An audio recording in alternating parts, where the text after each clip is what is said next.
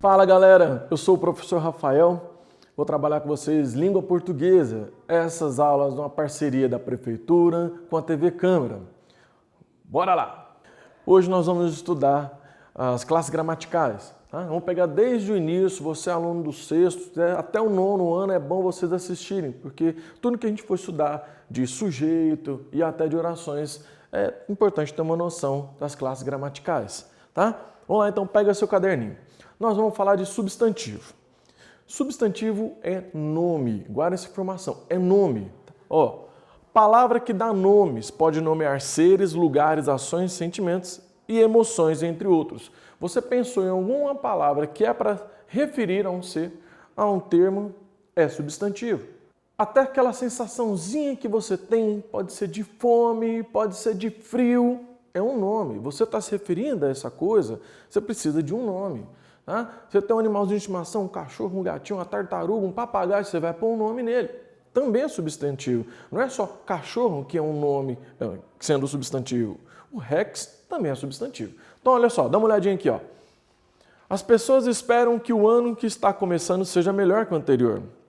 Após que o ano que está começando, espera que as pessoas sejam melhores. Então, olha só, pessoas, está se referindo a alguma coisa, é o nome? Ano, está se referindo a alguma coisa, isso é noção de tempo, é um nome, certo? Então, substantivo, guarda isso, é nome, qualquer nome. A questão da variação do substantivo é importante, nós vamos estudar depois também o artigo, o adjetivo, vocês vão ver que essa concordância é importante. Então, nós vamos falar da variação de gênero, número e grau, tá? Flexionar o nome em gênero quer dizer adaptar o substantivo nos gêneros gramaticais masculino e feminino. Por exemplo, aluno, aluna, né? Professor, professora. Há palavras que não possuem flexão de gênero, como apontador, caneta, carro, pastel ou mesa. Não tem apontadora, caneto, carra, pastela, meso. Não tem. Essas palavras já são formadas nessa única flexão. Elas não vão mudar o gênero delas. Tá? E também tem aquelas que no masculino vai ter um significado e no feminino possui um outro, como é o caso de tesoura e tesouro, é diferente. Prata e prato, bolo e bola. A palavra ela está escrita, você joga no masculino é um significado, você joga no feminino é outro significado. Então tem palavras que a gente não pode adaptar na situação, porque pode perder o significado ou, em casos, nem existe. Certo? Bom, vamos falar então da flexão de número, tá? Que é identificar entre singular e plural. Ou seja, se há apenas um ou mais de um. Então, por exemplo, bola e bolas, rua e ruas. Lembrando que há palavras que não mudam a flexão em número. Tá? Como é o caso de lápis, né? Se você tem um lápis, vai falar lápis. Se você tem mais de um lápis, vai continuar lápis. É o caso de vírus e é o caso de pires. Essas palavras já têm o S no final e você não vai alterar. Elas têm uma única formação delas. Reflexionar um substantivo em grau é você elevar o aumentativo ou reduzir o diminutivo. Então, olha só. Aumentativo, grande caneca ou canecão. Grande flor ou florzona. Diminutivo, pequena caneca, canequinha. Ou pequena flor, florzinha. Esse final aqui, ó, ou esse adjetivo antes, é que vai ajudar a gente a ter essa flexão do grau, aumentativo e diminutivo. Agora, tomem cuidado. O diminutivo pode transmitir um tom sentimental, né? Como, por exemplo, aqui passar uma ideia de afeto. Que cachorrinho bonitinho. Essa ideia de cachorrinho bonitinho não quer dizer necessariamente que ele é pequenininho, mas é uma coisa que transmitiu uma ideia carinhosa, um afeto. Olha lá, inho nessas circunstâncias, né? Ironia, está com ciúmezinho? Desprezo, não assisto filmezinhos. Tá? Você pode passar outras ideias além dessas aqui, como você pedir, Dá um cafezinho? Você não está pedindo uma xícara menor, certo? Ô, garçom, a continha? Você não está pedindo uma conta menor. Então você pode usar esse diminutivo para transmitir algumas emoções, tá? Então é só ficar atentos. Bom, galera, essa aqui é só uma noção básica do substantivo, que agora nós vamos tratar a coisa mais importante. Na próxima aula, nós vamos voltar nessa questão da flexão, tá? Mas vamos falar aqui da classificação. Isso aqui já é bom para o exercício de vocês e é bom a gente entender quando está usando um substantivo. Vamos falar então do simples e composto. Lembrando que assim na outra aula, nós vamos usar a orientação aqui no cantinho.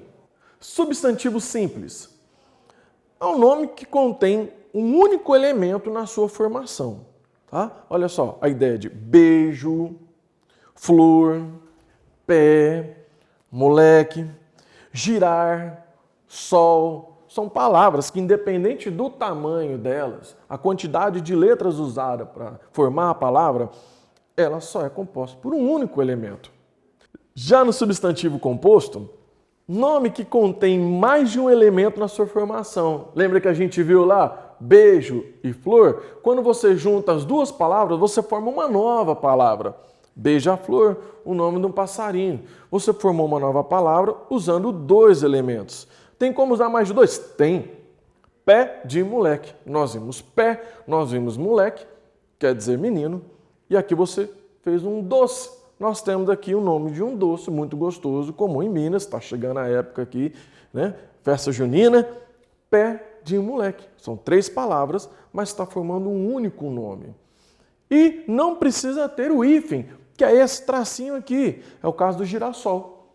A palavra está junto, mas se você for observar a palavra, você tem a ideia de girar e você tem a ideia de sol, que é isso que a planta faz. Ela gira buscando o sol, né? Então, um nome formado com 2 elementos.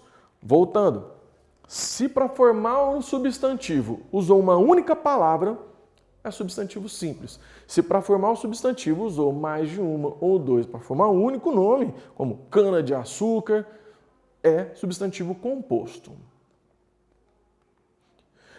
Ele também pode ser classificado entre primitivo e derivado. Substantivo primitivo, nome primeiro, que não é formado a partir de outro.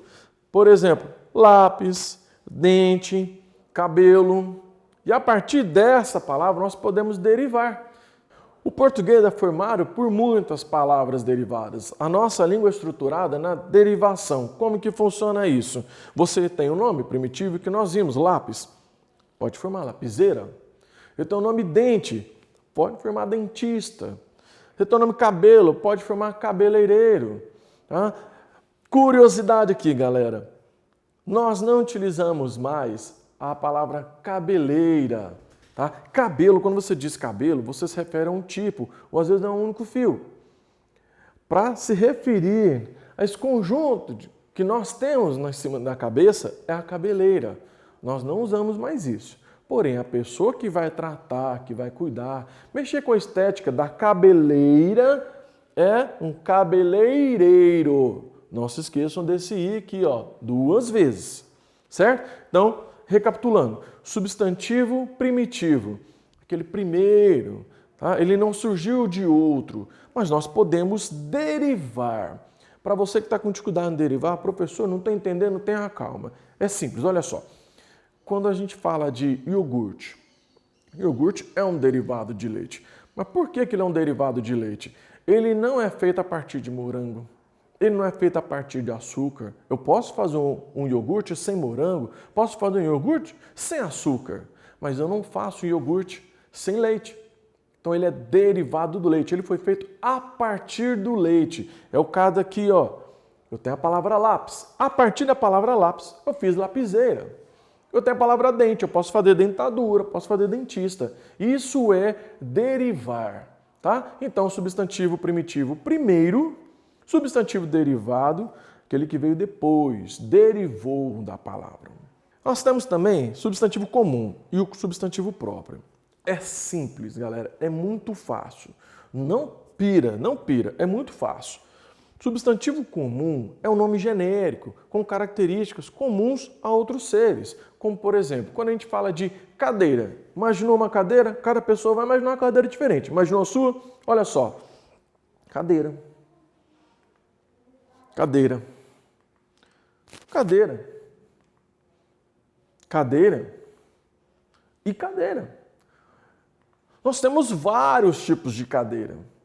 Como é que eu sei, quando eu olho para o objeto, como é que eu sei? Isso é uma cadeira? É um assento com encosto. Não tem necessidade de ter rodas, de ter apoio. Se é um assento com encosto, é uma cadeira. Não tem como você passar pelas cidades e passar pelas praças de Uberaba, olhar um banco e falar, será que é um banco ou é uma cadeira? Você sabe que é um banco. Um banco não tem um encosto, não tem um apoio das costas, né? Você sabe que é uma cadeira. Quando você pensa em uma caneta, você já sabe o que é uma caneta, não importa se a caneta é azul, verde, rosa, preta, vermelha, não importa. Você já sabe como é que funciona. Ela tem uma tinta e ela vai pintar na hora de você escrever, né? Inclusive, geralmente, caneta nem se apaga. O lápis e a lapiseira, né? A derivação, lápis é feito do grafite. Quando você passa o lápis na folha, você está sujando com grafite, que é possível apagar. E a lapiseira também. Por isso chama lapiseira, derivou do lápis, feito, né? O material que a gente usa para escrever é grafite, que é possível apagar. E assim, a gente pode pensar em tudo, tá? Quando você pensa no objeto, tem um nome, mas não é especificamente só aquele objeto. Você pensou lá na sua casa, lá, quando você pensou num brinquedo específico que você gosta muito, a palavra brinquedo. Quantos brinquedos não existem? Certo? Mas é porque a função dele é brincar. Vamos embora lá, galera. Substantivo próprio. Diferente do comum, o nome específico sem ideia alguma de característica, sendo assim importante que seja destacado com letra maiúscula. Vamos lá. Se eu penso num Gustavo, numa Karine, numa Vanessa, num Robson, no Álvaro, eu não tenho características específicas. É um nome que foi colocado pelos pais daquela pessoa. Você tem um animalzinho de estimação, você colocou o nome de Rex, Costela, até Josefa.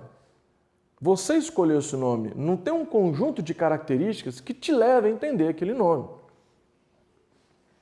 Por exemplo, quem poderia ser Vanessa? Não tem como você olhar para a pessoa, aposto que chama Vanessa, porque não tem um conjunto de características que envolve este nome Vanessa, diferente da cadeira que a gente viu, que tem um conjunto de informações. Então, independente da cadeira que você vê, se é do seu uso ou não, se é uma cadeira diferente que você nunca tinha visto ou não, você vai conseguir identificar. É uma cadeira. E a Vanessa? E o Álvaro? Não tem como identificar, tá? Porque você coloca. Sendo assim, prestem atenção. Letra maiúscula. Letra maiúscula. Só tem duas situações na língua portuguesa que nós usamos letra maiúscula. Início de frase, se estiver começando um parágrafo ou logo depois do ponto, e nome próprio. Só tem esses dois, não tem como errar, galera. Começou a frase, letra maiúscula. É um nome específico, é o nome da rua que você mora. É um nome específico, letra maiúscula, tá? Substantivo concreto. Vamos então devagar aqui nessa parte que muita gente tem dúvida. Mas a pessoa fala assim, porque se você conseguir encostar, não é por aí. Substantivo concreto é uma ideia concreta que traz toda a informação no próprio nome. Quando você pensa em blusa, você imagina uma blusa. Não importa a blusa que você imaginou. Se você escutou, se você leu a palavra blusa, você vai chegar na ideia da blusa. Pensou na ideia de coração. Você é um coração vermelho, você tem uma flecha. Não importa, você chega na ideia do coração. Comida. Você vai pensar em pizza, em arroz, feijão, em batata frita. Não importa, você também vai conseguir chegar na ideia da comida. Diferente do abstrato. A ideia do abstrato, você precisa de uma ideia concreta para chegar na ideia abstrata, tá? Então, o nome necessita de outra ideia para ser entendida. Quando pensa em frio, você pode pensar em blusa, você pode pensar em neve, você pode ir lá no Olaf, no Frozen, não importa.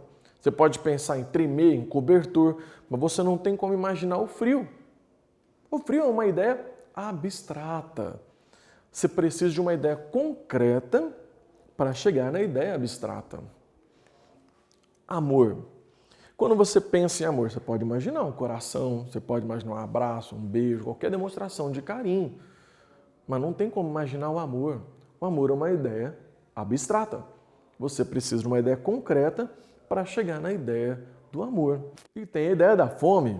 Olha, fome, você pode pensar na sua comida, você pode pensar na boca cheia de água, doido para comer, você pode pensar na barriga roncando, você pode pensar em um monte de coisas, mas da fome você não chega.